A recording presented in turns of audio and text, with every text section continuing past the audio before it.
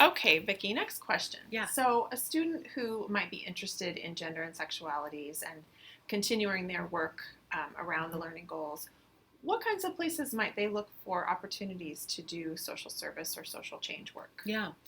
So a number of students who are doing that kind of community engaged work and Mm-hmm. might be working in the cluster might find themselves in, for example, agencies that work with survivors of domestic, Mm-hmm. interpersonal violence, sexual assault. We have a lot of folks who serve as counselors, advocates, hotline folks with call Mm-hmm. to safety, for example, which is the local hotline for folks who may be experiencing trauma or violence in their relationships. Mm-hmm. Folks sometimes work.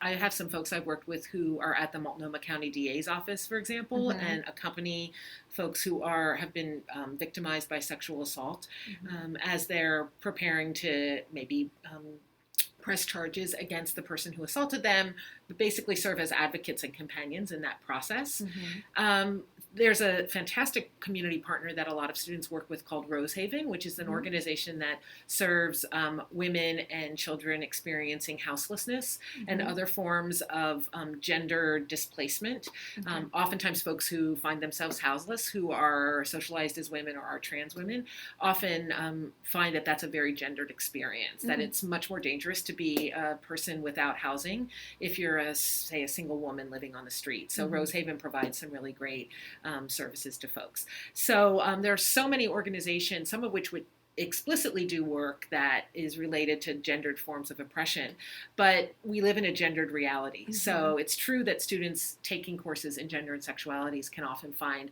the application of their learning in virtually any Mm-hmm. place that they might volunteer. But that gives you just a smattering of ideas of places where students might volunteer. Great. Yeah, Thanks. yeah.